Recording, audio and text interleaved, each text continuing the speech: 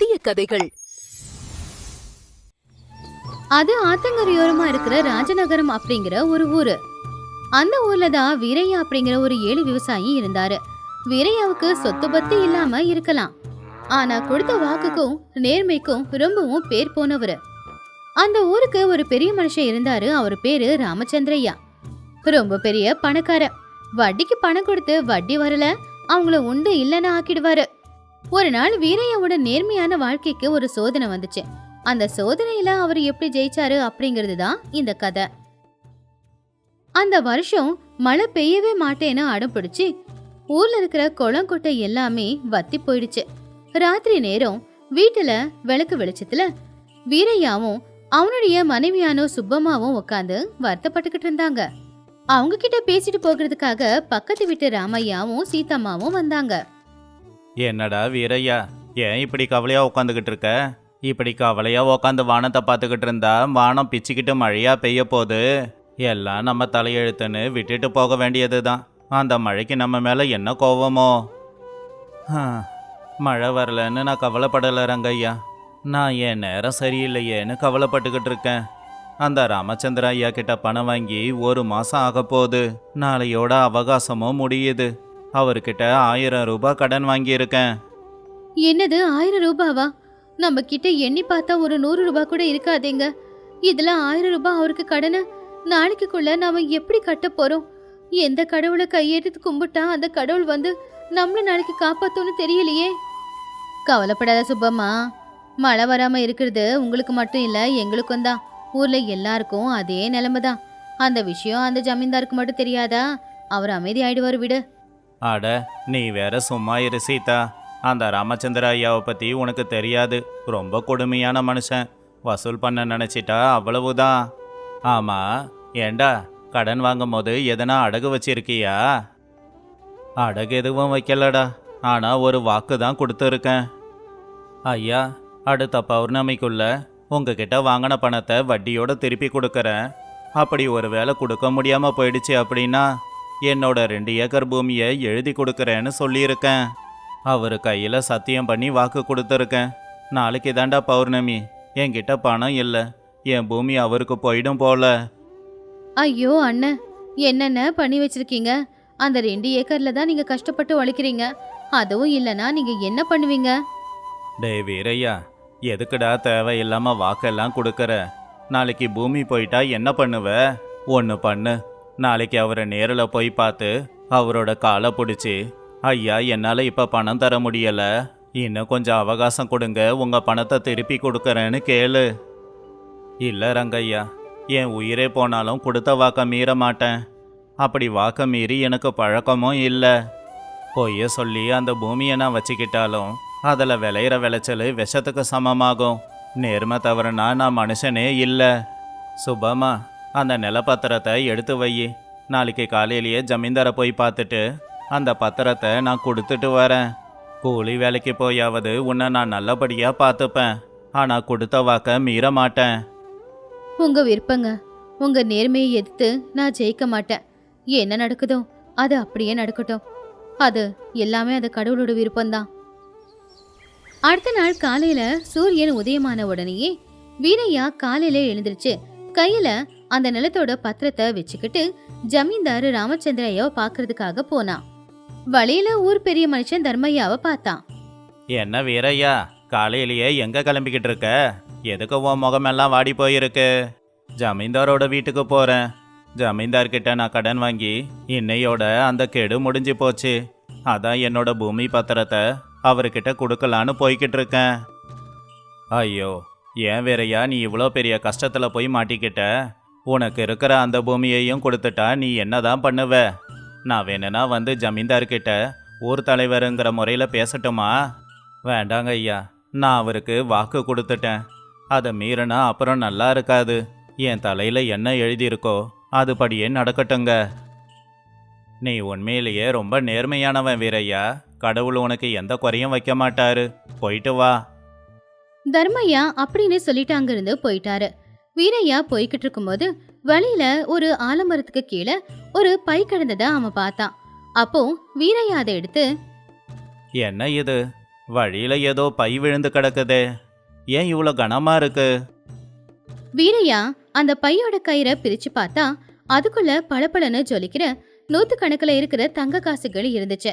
அதை பார்த்த வீரையா ரொம்பவுமே ஆச்சரியப்பட்டான். அடக்கடவுளே, இவ்வளவு தங்க காசா? இதுல இருந்து ஒரு 10 தங்க காசை எடுத்தாவே போதுமே, என்னோட மொத்த கடனையும் அடைச்சி முடிக்கலாம். என்னோட பூமியும் என்னை விட்டு போகாது, நான் வாக்கு தவறுனேன்னு எனக்கு கெட்ட பேரும் கிடைக்காது. அப்படின்னு ஒரு நிமிஷம் யோசிச்சவன் கொஞ்ச நேரத்துல தன்னை தானே சுதாச்சிக்கிட்டு, சீச்சி, ஒரு நிமிஷத்துக்குள்ள என் மனசுக்குள்ள எவ்வளோ பெரிய கெட்ட எண்ணம் வந்துடுச்சு. பொய் சொல்லக்கூடாது, வாக்க மீறக்கூடாதுன்னு மற்றவங்களுக்கு சொல்லிக்கிட்டு இருந்த எனக்கு இன்னொருத்தவங்களோட சொத்தை பார்த்த உடனே அதை எடுத்துக்கணும் அப்படின்னு அசிங்கமான எண்ணம் வருதே. வேண்டாம் வேண்டாம், இது யாருதுன்னே தெரியல. ஆனால் ஜமீன்தார்கிட்ட ஒப்படைக்கிறேன், அவர் யாரோடதுன்னு விசாரிச்சு அவங்க கிட்ட கொடுக்கட்டும். இன்னொரு பக்கம் ஜமீன்தார் ராமச்சந்திரையாவோட வீட்டோட நிலைமை இப்ப சுத்தமா சரி இருக்கல. அவரு ரொம்பவும் கோவமா இருந்தாரு. அவருக்கு முன்னாடி தர்மய்யாவும் நின்னுக்கிட்டு தான் இருந்தாரு. பக்கத்துல அவருடைய வேலைக்காரன் கோட்டையா நின்னுக்கிட்டு இருந்தான்.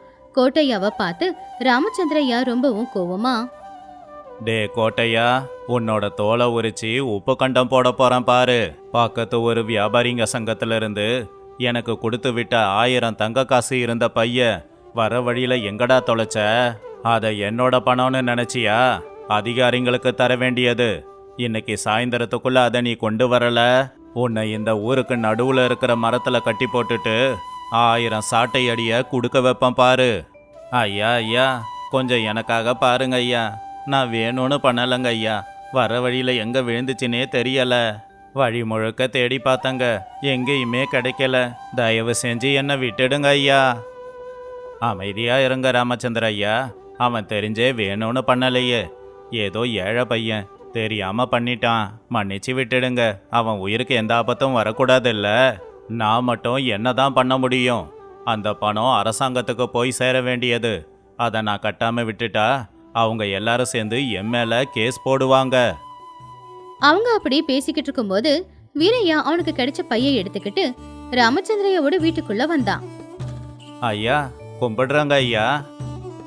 என்ன வீரையா, கெடு முடிஞ்சு போச்சுன்னு ஞாபகம் இருக்கா? எனக்கு கொடுக்க வேண்டிய 1000 ரூபாயை வட்டியோட கொண்டு வந்திருக்கியா? ஐயா, என்னோட கடனை பத்தி அப்புறமா பேசிக்கலாம். வர வழியில ஆலமரத்துக்கு கீழே இந்த பை கிடைச்சதுங்க ஐயா. திறந்து பார்த்தா உள்ள நிறைய தங்க காசு இருக்குங்க. யாருதுன்னு தெரியல. அதான் உங்ககிட்ட கொடுத்தா நீங்க விசாரிச்சு ஒப்படைச்சிடுவீங்கன்னு கொண்டு வந்திருக்கேன். அந்த பைய பார்த்த உடனேயே கோட்டையா ரொம்ப சந்தோஷமா, ஐயா இது நம்ம பையங்க ஐயா, என் உயிரை காப்பாத்திட்ட வீரையா, உனக்கு ரொம்ப நன்றி. டே கோட்டையா, முதல்ல அதை வாங்கி எல்லாம் சரியா இருக்கான்னு எண்ணி பாரு. கோட்டையா வேக வேகமா அந்த பணம் எல்லாத்தையுமே எண்ணி பார்த்தான். அந்த பணம் அங்க சரியா இருந்துச்சு. அப்ப அதை பார்த்து ராமச்சந்திரையா ரொம்பவும் ஆச்சரியமா வீரையா கிட்ட, வீரையா, இதுல 1000 தங்க காசு இருக்கு. இத மொத்தமா பார்த்தா யாருக்கா இருந்தாலும் ஆசை வரும். ஆனா இது உனக்கு கிடைச்சிருந்தோம், அதை மொத்தமா எடுத்துக்காம என்கிட்ட கொண்டு வந்து கொடுத்துருக்கியே, எதுக்கு? இது உனக்கு வேண்டாமா? ஐயா, சில நேரத்துல நாம கஷ்டப்பட்டு சம்பாதிக்கிற பணமே நம்மகிட்ட இருக்கிறதில்ல, கையை விட்டு போயிடுது. இதுல இது யாருதுன்னே தெரியல. மற்றவங்க கஷ்டப்பட்டு சம்பாதிச்ச பணத்தை நான் எடுத்துக்கிட்டேன்னா அப்புறம் எனக்கு நிம்மதியா தூக்கம் வராதுங்க. ரொம்ப சந்தோஷம் வீரையா, உன்ன மாதிரி நேர்மையான ஆளுங்க இருக்கிறதால தான் மழையே பெய்யுது. சரி, இது ஒரு பக்கமா இருக்கட்டும், உன்னோட கடன் விஷயத்துக்கு வா. வீரையாவோட முகம் வாடி போச்சு. பொறுமையா அவன் கொண்டு வந்திருந்த அந்த பத்திரத்தை கொண்டு போய் அவருடைய காலுக்கு கீழே வச்சான். இல்லைங்க ஐயா, மழை பெய்யாம வயலே வறண்டு போச்சு. அதனால விளைச்சலும் சரியா விளையல. அதான் நான் வாக்கு கொடுத்தபடி என்னோட 2 ஏக்கர் பூமியோட பத்திரத்தை கொண்டு வந்திருக்கேன். இதை வச்சுக்கோங்க, இதை கடனுக்கு பதிலாக தான் கொடுக்கறேன். நான் கிளம்புறேங்க ஐயா. அந்த இடத்துல திடீர்னு ஒரு பயங்கரமான அமைதி. அப்பதான் வீரையாவை தேடிக்கிட்டு ரங்கையாவும் சீதாவும் அங்க வந்தாங்க. அங்க நடக்கிற எல்லாத்தையுமே பாத்துக்கிட்டு இருந்தாங்க. என்ன வீரையா இதெல்லாம்? உன் கையில இத்தனை தங்க காசு கிடைச்சது. அதுல இருந்து ஒரு 10 தங்க காசை எடுத்தா கூட என் கடனை மொத்தமா அடைச்சிருக்கலாமே. ஆனா அப்படி எதுக்கு நீ பண்ணல? அப்படி பண்ணாம மொத்தத்தையும் என்கிட்ட கொடுத்துட்டியே. ஐயா, உடம்புல இருக்கிற உயிர் போனாலும் பரவாயில்லைங்க. ஆனா கொடுத்த வாக்கையும் நேர்மையையும் தவறவன் நான் இல்லை. இது யாருதுன்னே தெரியலையே. அப்புறம் எப்படி நான் எடுத்துக்க முடியும்? நான் வாக்கும் மீற மாட்டேன், தர்மத்தோட வழியை தவறவும் மாட்டேன். இதுதாங்க எனக்கு தெரியும். ராமச்சந்திரையாவோட கண்ணுல இருந்து கண்ணீர் கொட்டுச்சு. அவரு சிரிச்சுக்கிட்டே அவரு கையில இருந்த அந்த கடன் பத்திரத்தை கிழிச்சு போட்டுட்டாரு. ஐயா, என்ன இது? கடன் பத்திரத்தை கிழிச்சு போட்டுட்டீங்க? இந்த பத்திரம் எல்லாம் ஒரு விஷயமே இல்ல. உன்னோட நேர்மையை தவறாம இருக்கையே, அதுதான் பெரிய விஷயம். உன்கிட்ட இருக்கிற ஒரே சொத்து உன் கையை விட்டு போகும்போது கூட நேர்மை தவறாத உன்கிட்ட நானும் கொஞ்சமாவது நேர்மையோட நடந்துக்கணும் இல்ல? பாத்தீங்களா ராமச்சந்திர ஐயா, நம்ம ஊர்லயும் இப்படிப்பட்ட ஆளுங்க இருக்காங்க. உண்மைதான் தர்மையா. வீரையா, உன்னுடைய நேர்மையை பாராட்டுறதுக்காக உனக்கு ஒரு பரிசு கொடுக்க போறேன். கோட்டையா, உள்ள போய் 500 ரூபாயும் ஒரு பட்டு துணியும் கொண்டு வா. கோட்டையா வேகமா உள்ள போய் பணத்தையும் பட்டு துணியையும் கொண்டு வந்து கொடுத்தான். இது நான் கொடுக்கற சின்ன பரிசு. நீ கடனை கட்ட தேவையில்லை. அந்த 500 ரூபாயும் பட்டு துணியும் உனக்கு தான். இத அடுத்த விளைச்சலுக்கு முதலீட்டுக்கு வச்சுக்கோ. நீ நல்லா இருப்ப. ரொம்ப நன்றிங்க ஐயா. கடவுள் மாதிரி உதவி பண்றீங்க. இந்த ஜென்மத்துல இதை நான் மறக்க மாட்டேன். டே வீரையா, உன்னை நான் தப்பா புரிஞ்சுக்கிட்டேன்டா. நீ நேர்மையா இருந்து ஏமாந்து போறேன்னு நினைச்சேன். ஆனா அதுதான்டா உன்னோட பலமா இருந்திருக்கு. எல்லாரும் அதை கேட்டு சந்தோஷமா சிரிச்சாங்க. வீரையா அந்த பணத்தை எடுத்துக்கிட்டு சந்தோஷமா வீட்டுக்கு போனான். ஒரு மனுஷன் நேர்மையா இருக்கணும் அப்படின்னு முடிவு பண்ணிட்டானா, எப்பேற்பட்ட கஷ்டம் வரும்போது கூட அந்த நேர்மையா அவன் தவறவே கூடாது. அப்படி தவறாம இருந்தானா நிச்சயமா அந்த கடவுள் அவனுக்கு எப்பவுமே துணைக்கு இருப்பாரு. ஆத்தங்கரையோரமா இருக்கிற ராமச்சந்திரபுரம் தான் அது. அந்த வருஷம் விளைச்சல் நல்லாதான் விளைஞ்சது. எங்க பார்த்தாலும் தங்க நிறத்துல நெல் கதிர்கள் தெரிஞ்சுக்கிட்டு இருந்துச்சு. ஊஜனங்க எல்லாம் அறுவடை செஞ்சு நெல்ல கோபுரமா கொட்டிக்கிட்டு இருந்தாங்க. ராமையாவும் அவனுடைய வயல்ல அறுவடை வேலையை தொடங்கினான். அப்போ வயல்ல பூபதியும் ரங்காவும் நின்னு பேசிக்கிட்டு இருந்தாங்க. டே ரங்கா, பாத்தியா நம்ம விளைச்சல? இந்த தடவை நேரா அன்னலக்ஷ்மி நம்ம வீட்டுக்கே வந்தா மாதிரி இருக்கு.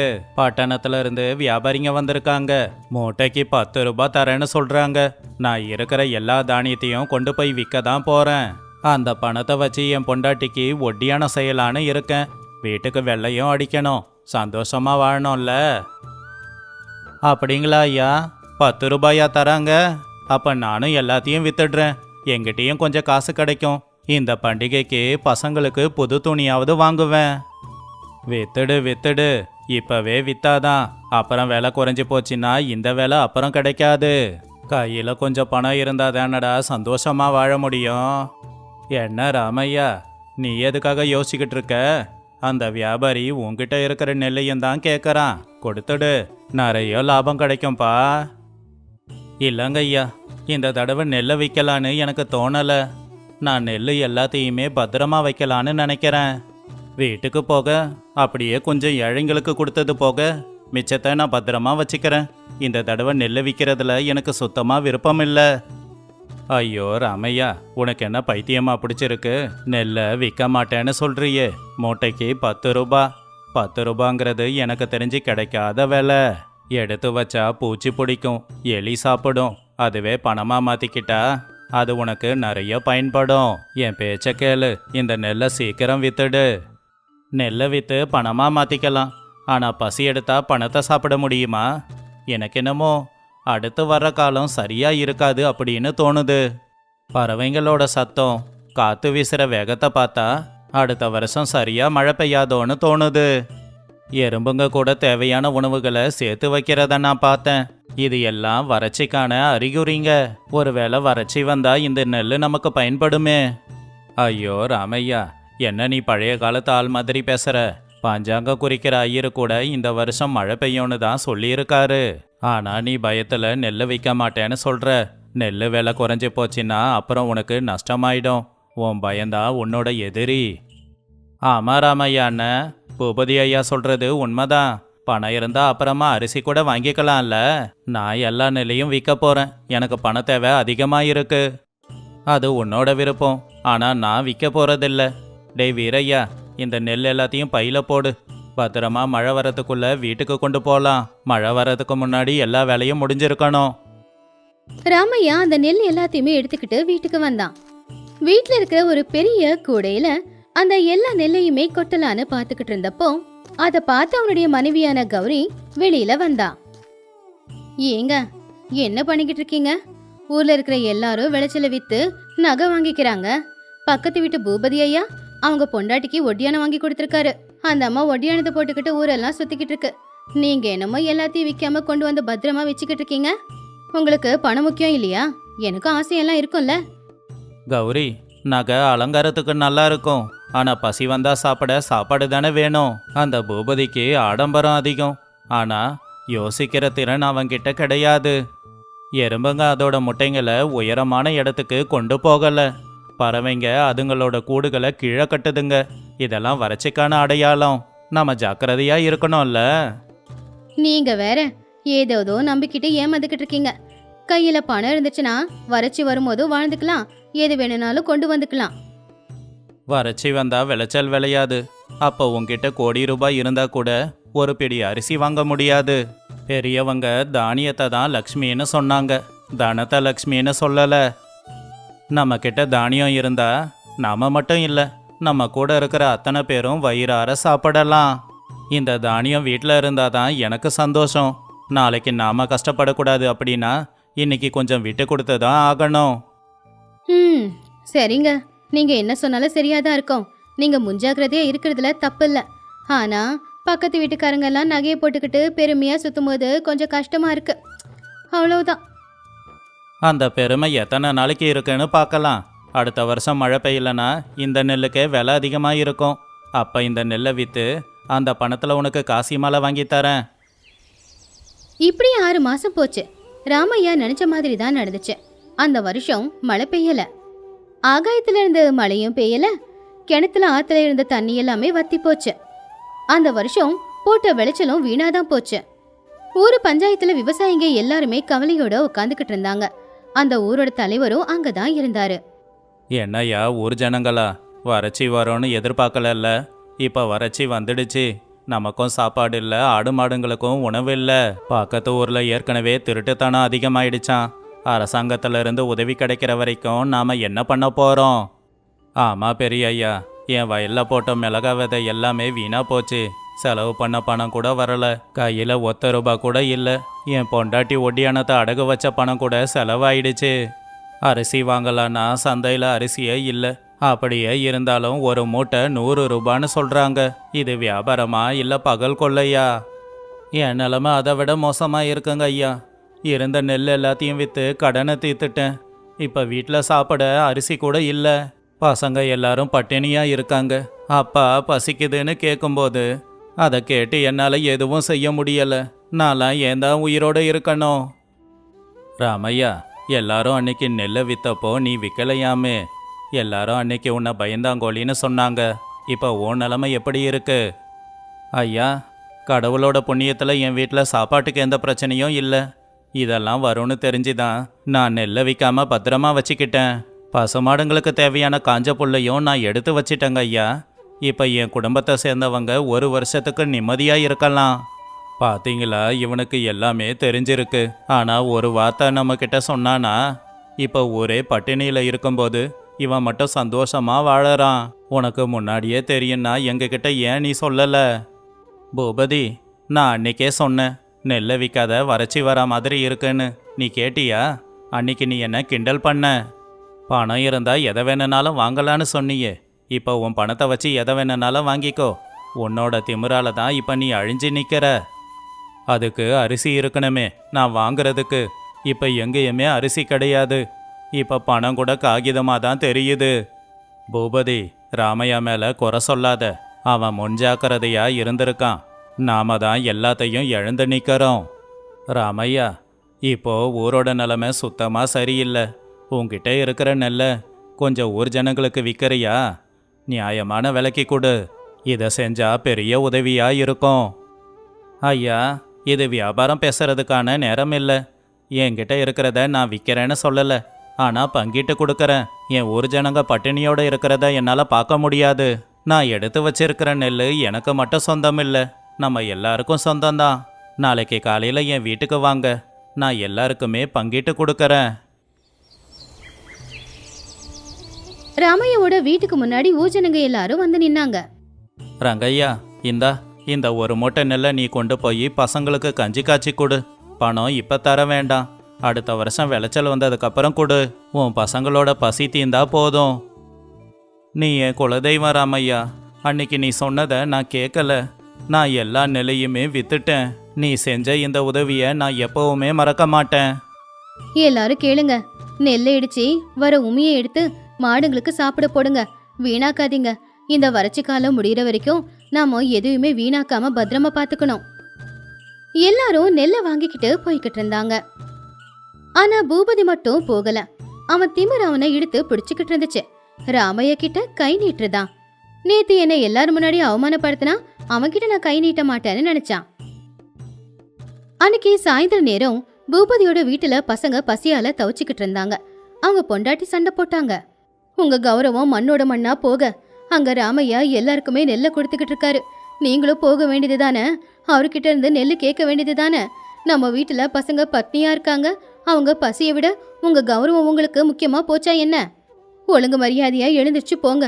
போய் அவர்கிட்ட இருந்து நெல்லை வாங்கிக்கிட்டு வாங்க. அன்னைக்கு ராத்திரி நேரம் ராமையோட வீட்டு வாசல்ல இன்னும் விளக்கு எரிஞ்சுக்கிட்டு இருக்கும் போது பூபதி ஒரு கருப்பு கம்பளியை எடுத்து அவன் முகத்தை மறைக்கிற மாதிரி போத்திக்கிட்டு ராமையோட வீட்டுக்கு வந்தான். ராமையா வெளியில உட்காந்துக்கிட்டு இருந்தான். ராமையா, ராமையா, யார் அது? பூபதி, நீயா? என்ன இந்த நேரத்துக்கு இங்க வந்திருக்க? ராமையா, பகல்ல இங்க வர எனக்கு மனசு ஒத்து வரல. வீட்டில் பசங்க பட்டினியா இருக்காங்க. கஞ்சி காய்ச்ச கூட அரிசி இல்லப்பா. ஊரில் எல்லாருக்கும் நெல் கொடுத்த, எனக்கும் கொஞ்சம் கொடுக்குறியா? என் பசங்களுக்கு கஞ்சி காய்ச்சி கொடுக்கணும். அதுக்கு பதிலாக என் வீட்டை கூட எடுத்துக்கோ. என் பசங்க நல்லா இருந்தா போதும். பூபதி, கஷ்டம்னு வரும்போது கோபம், பகை இது எல்லாத்தையும் பெருசாக எடுக்கக்கூடாது. நீ என் பக்கத்து வீட்டுக்காரன். உன் பிள்ளைங்க என் பிள்ளைங்க மாதிரி. இதுக்கு எதுக்குப்பா வீட்டை எழுதி கொடுக்கணும்? இந்த 2 மூட்டை நெல்லை கொண்டு போ. நான் உனக்கு போடுற பிச்சை இல்லை, இது என்னோட உதவி. ராமையா, என்னை மன்னிச்சிடு. உன்னை நான் ஏதேதோ சொல்லிட்டேன். பிசுனாரின்னு சொன்னேன், கொஞ்சம் கூட அறிவில்லாதவன்னு சொன்னேன், பயந்தாங்கோலின்னு சொன்னேன். ஆனால் இப்போ தெரியுது, நீ எல்லாத்தையுமே தொலைநோக்கு பார்வையோட பார்த்து இருக்க. உன்னோட புத்திசாலித்தனம் தான் இன்னைக்கு என் குடும்பத்தை காப்பாற்றி இருக்கு. ஆபத்தில் உதவுறவன் கடவுள்னு சொல்லுவாங்க. நீ எங்கள் கடவுள். எதுக்கு பெரிய வார்த்தையெல்லாம்? தேவையானதை எடுத்து வைக்கிறவன் தான் நாளைக்கு சிரிப்பான். தேவையில்லாமல் செலவு பண்ணுறவன் நாளைக்கு அழுவான்னு பெரியவங்க சொல்லியிருக்காங்க. நாம் எல்லாரும் விவசாயிங்க. இயற்கையை கவனிக்கணும், இயற்கைக்கு நெருக்கமாக இருக்கணும். அப்போ தான் நாளைக்கு என்ன நடக்கும்னு புரிஞ்சுக்க முடியும். பணத்தை விட சாப்பாடு தான் முக்கியம்னு தெரிஞ்சுக்கிட்டே இல்லையா? அந்த வருஷம் வறட்சி முடிஞ்சு போச்சு. அடுத்த வருஷம் நல்ல மழை பெஞ்சது. அதனால வயல்ல போட்ட விதைகள் எல்லாமே நல்லபடியா விளைஞ்சு விளைச்சல் நல்லா வந்துச்சு. ஊஜனங்க எல்லாரும் சந்தோஷப்பட்டாங்க. ஊஜனங்க எல்லாரும் சேர்ந்து ராமையாவுக்கு நன்றியை தெரிவிச்சாங்க. இன்னைக்கு நாம் எல்லாரும் நம்ம ஊரை பச்சை பசேல்னு மாற்றிருக்கோம் அப்படின்னா அதுக்கு காரணம் நம்ம ஊரை சேர்ந்த ராமையா மட்டும்தான். ராமையா மட்டும் நெல்லை எடுத்து வைக்காம இருந்திருந்தா நாம் உசுரோடு இருந்திருக்க மாட்டோம், விவசாயம் பண்ணி இருக்க மாட்டோம். ஆமாம், எனக்கு இப்போ புரியுது. பணத்தை விட முக்கியம் உணவு தான். ஆடம்பரம் முக்கியம் இல்லை, அத்தியாவசியத்துக்கு தான் செலவு பண்ணணும். ராமையா எனக்கு பாடம் கற்றுக் கொடுத்துட்டான். என் கண்ணை திறந்து வச்சிருக்கான். இனிமே ராமையா மாதிரி தான் நான் நடந்துக்க போகிறேன். வயலில் விளைஞ்ச பாதி விளைச்சலை பத்திரமா எடுத்து வைக்க போகிறேன். இதில் என்னை பற்றி பெருமையாக பேச ஒன்றுமே இல்லை. நான் சாதாரண விவசாயி செய்கிறத தான் செஞ்சேன். பணம் வாழ்க்கைக்கு முக்கியம்தான், ஆனால் அதை விட முக்கியம் உணவு. அந்த உணவை தயாரிக்கிறவங்க நாமளே அதை மதிக்கலைன்னா எப்படி? நான் விளையிறது எல்லாத்தையும் வச்சுக்கோங்கன்னு சொல்லலை, ஆனால் கொஞ்சமாவது எடுத்து வச்சு முன்ஜாக்கிரதையோடு இருந்தால் நமக்கு நல்லது. நாளைக்கு நம்ம பசங்க பட்டினியாக இருக்க மாட்டாங்க. ஊஜனங்க ராமையாவை பாராட்டும் போது கௌரி புருஷனை பார்த்து ரொம்பவும் பெருமைப்பட்டான். அன்னையில இருந்து அந்த ஊர் விவசாயிங்க எல்லாருமே ராமையாவை பார்த்து முன்ஜாக்கிரதையா இருக்க கத்துக்கிட்டாங்க. வறட்சி வந்தாலும் கூட இப்ப அந்த ஊஜனங்க தைரியமா தான் இருந்தாங்க. நாளைக்கு பத்தி யோசிக்காதவன் இன்னைக்கும் சந்தோஷமா வாழ முடியாது. சிக்கனம், தொலைநோக்கு பார்வை அப்படிங்கிறது கஷ்ட காலத்துக்கு உதவியா இருக்கும்.